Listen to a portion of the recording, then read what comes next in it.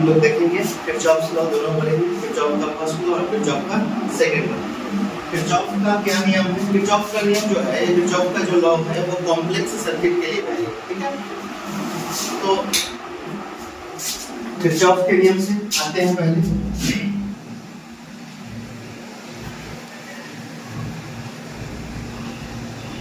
Kirchhoff law यानी Kirchhoff का नियम, किरचॉफ का नियम भी कहा जाता है। इसका दो नियम है। पहला नियम को हम बोलते हैं केसीएल। केसीएल बोले तो ठीक है, केसीएल है यानी किरचॉफ का चार्ज कंजर्वेशन लॉ। कौन सा? किरचॉफ चार्ज कंजर्वेशन लॉ, यानी इसको किरचॉफ का फर्स्ट लॉ भी कहते हैं। किरचॉफ का फर्स्ट लॉ क्या कहता है कि किसी भी जंक्शन पे, ध्यान से समझिएगा, कोई भी सर्किट है तो उसका एक जंक्शन हो गया, तो उस जंक्शन पे आने वाला करंट जो होगा, अपकमिंग करंट होगा, वो आउटगोइंग करंट के समेशन के बराबर है। जैसे कहने का मतलब ये हुआ कि मान लेते हैं कि एक जंक्शन है और यहाँ पे करंट देखिए, ये करंट आने वाला I1 हो गया, ये I2 हो गया और ये I3 हो गया, और ये जंक्शन से जाने वाला करंट क्या हो गया? I4 हो गया। एक करंट और ले लेते हैं, इसका नाम हो गया I5, ठीक है। तो इस जंक्शन को देखिए कि इस जंक्शन पे आने वाला करंट कौन कौन है। तो देखिए इस जंक्शन पे आ रहा है I1 और आ रहा है I2 और कौन आ रहा है? I3। तो हम बोल सकते हैं कि I1 plus I2 plus I3 upcoming current मतलब आने वाला करंट बराबर जाने वाला करंट कौन कौन है इस जंक्शन से जो वापस जा रहा है? तो I4 और I5, तो I4 प्लस I5। क्लियर? तो अगर सबको एक तरफ लेकर आएंगे तो क्या होगा? I1 plus I2 plus I3 minus I4 और माइनस I5 इक्वल्स टू 0। तो हम बोल सकते हैं कि ये एक तरह का टोटल करंट होगा। जैसे कहने का मतलब इसको ऐड कीजिएगा तो कुछ वैल्यू मिलेगा, फिर इसको भी अपना हो जाएगा, ऐड कीजिएगा अलग वैल्यू मिलेगा, और दोनों को यहाँ पर फाइनली माइनस कर देना पड़ेगा, तो करंट का कुछ वैल्यू निकल के आएगा। हम बोलेंगे कि वो करंट आपका टोटल करंट होगा, तो वो current I summation of I equals to 0। NCERT यही बोलता है कि किसी इलेक्ट्रिकल सर्किट के जंक्शन पे टोटल जो करंट होता है उसका समेशन कितना होता है? 0 होता है, यानी नेट करंट कितना होता है? 0। यह है केसीएल यानी किरचॉफ का फर्स्ट लॉ। क्लियर? तो हम लोग किरचॉफ के फर्स्ट लॉ को देखें, क्या कहता है? According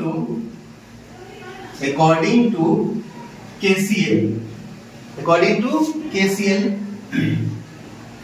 the summation of incoming current, the summation of incoming current is equal to summation of outgoing current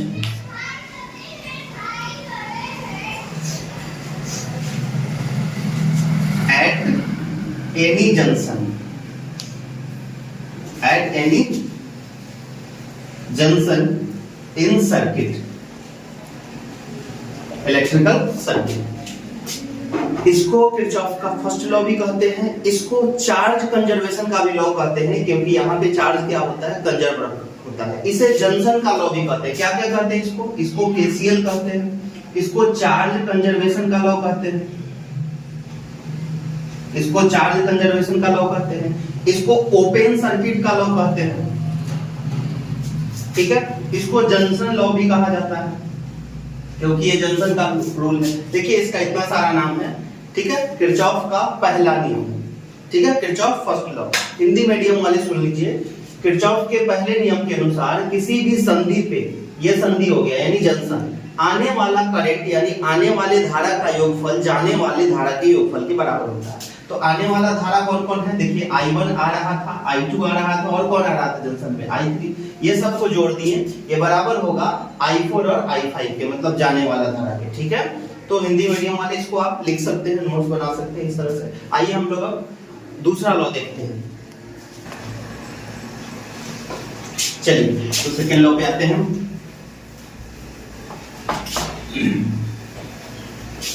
Kirchhoff second law, जिसको केवीएल कहते हैं, Kirchhoff potential law, Kirchhoff voltage law.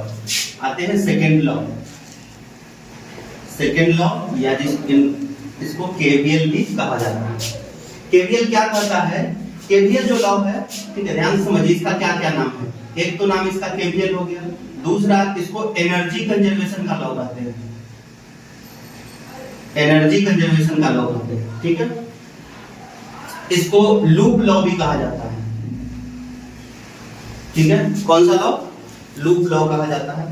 अब लूप लॉ है तो इसका मतलब कि एक ऐसा सर्किट बनेगा जो कंप्लीट बंद हो यानी लूप हो। तो देखिए हम यहाँ बनाते हैं एक सर्किट को, इसी तरह से एक बना देते हैं, ठीक है।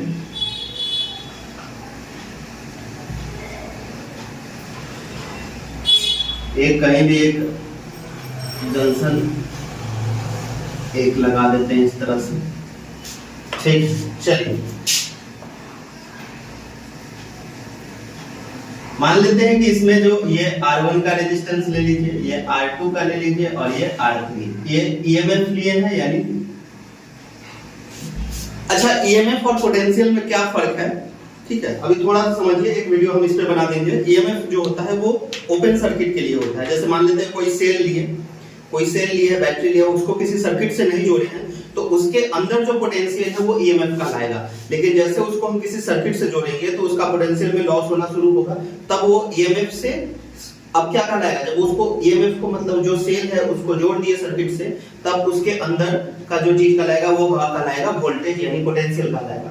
EMF का मतलब हुआ ओपन सर्किट में और V का मतलब हुआ यानी पोटेंशियल का मतलब हुआ क्लोज सर्किट में। इसलिए कहा जाता है कि EMF जो होता है वो या तो बड़ा होता है वोल्टेज से, पोटेंशियल से, या तो उसके बराबर हो सकता है।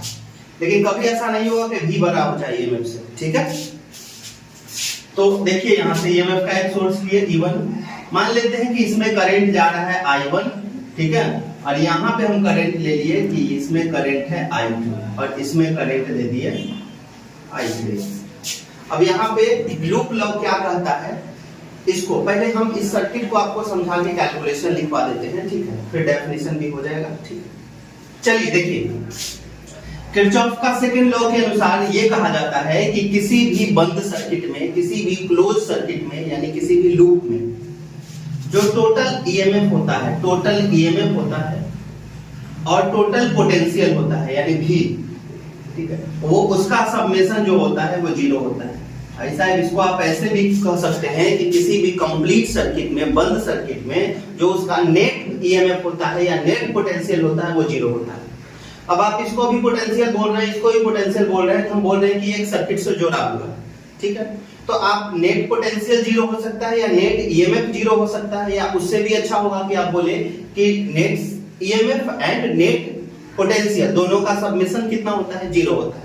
ये ज्यादा बेहतर होगा, ठीक है, कि summation of total EMF and summation of total potential, इसका एडिशन कितना हो जाएगा, ये 0 हो जाएगा, ठीक है। ये किरचॉफ का कौन सा लॉ है, सेकंड लॉ है। अब आते हैं इसके कैलकुलेशन में, इसको समझते हैं किस तरह से। देखिए, अगर किसी रेजिस्टेंस से करंट पास करेगा तो याद रखिए कि रेजिस्टेंस से करंट पास करने से वो वैल्यू को क्या करेगा, डाउन करेगा। यानी ये सर्किट है, हम एक कैलकुलेशन का डायरेक्शन खुद से माना जाता है कि हम ऐसे कैलकुलेशन का डायरेक्शन मान लेंगे, तो हम कैलकुलेशन का डायरेक्शन ये मान लिए। आप स्वतंत्र हैं, आप ऐसे भी मान सकते हैं, ठीक है। लेकिन अभी आप देखिए, हम ऐसे मानेंगे, इस पे आपको समझाते हैं क्या करना है, ठीक है। देखिए, इसमें करंट जा रहा है I1, तो किससे होते हुए जा रहा है, R1 से। तो आपको क्या करना है, V का वैल्यू लिखना है और EMF का वैल्यू लिखना है। अब वो V का मतलब क्या होता है, IR। अगर V कहीं डायरेक्ट नहीं दिखे तो V के जगह पर आपको क्या लिखना पड़ेगा, IR। तो चलिए ये देखिए, यहाँ से स्टार्ट किए हम इस लूप में। इस लूप का कुछ नाम दे देते हैं, A B C। तो in loop A B C A B C A, ये एक लूप हो गया कंप्लीट, ठीक है। तो हम यहां से बोलेंगे कि करंट जा रहा है I1 और उसको R1 से मल्टीप्लाई कीजिए, तो ये हुआ I1 R1। इसको हम माइनस में लिखेंगे, ठीक है। माइनस में क्यों लिखेंगे, हम ये मानेंगे कि रेजिस्टेंस से करंट जाएगा तो वैल्यू को क्या करेगा, डाउन करेगा माइनस में। हालांकि बुक इसको प्लस में लिखता है लेकिन पोटेंशियल को रिवर्स कर देता है, ठीक है। तो हम लोग ऐसे करते हैं, आप इसको ध्यान दीजिए, ज्यादा आसान पड़ेगा, ठीक है। हम क्या बोले कि करंट यदि रेजिस्टेंस से पास करेगा, प्रतिरोध से पास करेगा ऐसे, तो वैल्यू को क्या करेगा, माइनस करेगा, ठीक है। तो चलिए ऐसे क्या, अब यहाँ देखिए EMF में, देखिए वोल्टेज में माइनस से कहां पहुंचे, प्लस पर। छोटा वाला माइनस होता है, बड़ा वाला क्या होता है, प्लस।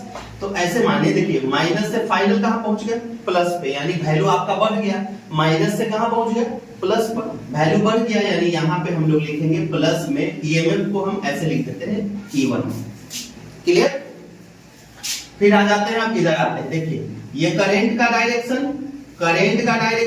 और फिर किससे पास कर रहे हैं, रेजिस्टेंस से, तो क्या होगा, फिर माइनस होगा, तो I2 और R2 क्यों लिखे, क्योंकि V का वैल्यू होता है IR, ठीक है, तो V के जगह पर हमको क्या लिखना है, IR, तो कौन सा करंट है, I2, और रेजिस्टेंस कौन सा है, R2।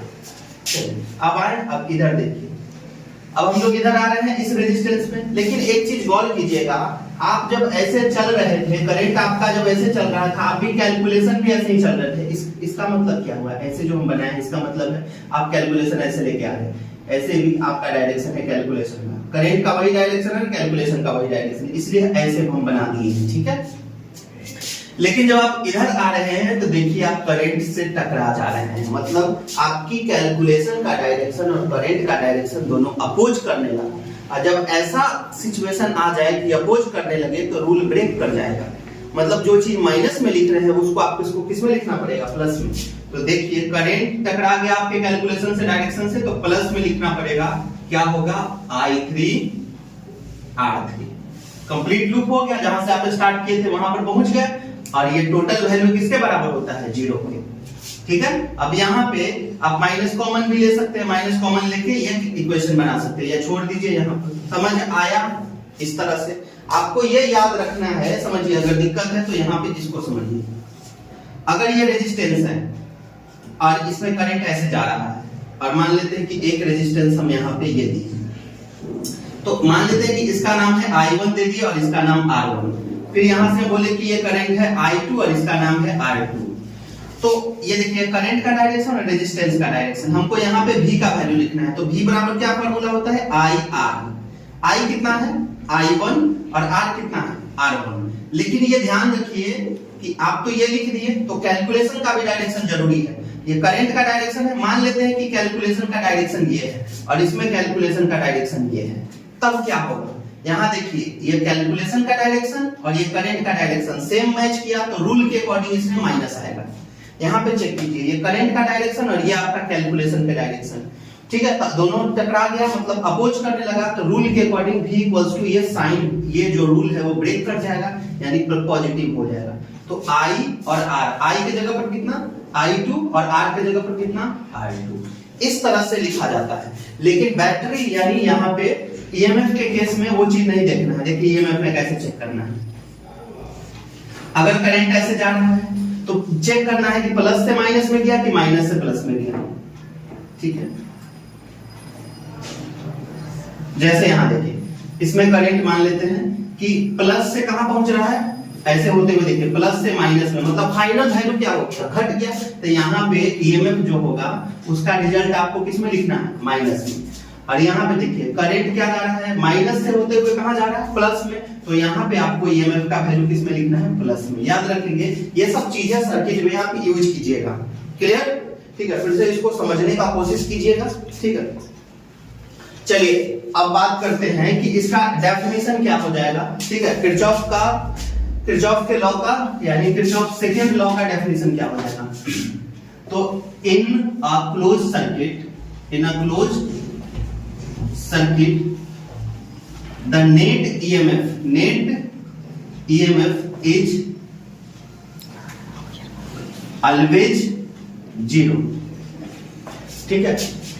in a closed circuit या in a loop the net EMF is always zero, या summation of total EMF and total potential is zero, ऐसे भी आप लिख सकते हैं, यानी किसी बंद परिपथ में कुल EMF तथा कुल विभवांतर का योगफल हमेशा क्या होता है, शून्य होता है, ये हिंदी में आप लिख सकते हैं। चलिए क्लियर हुआ।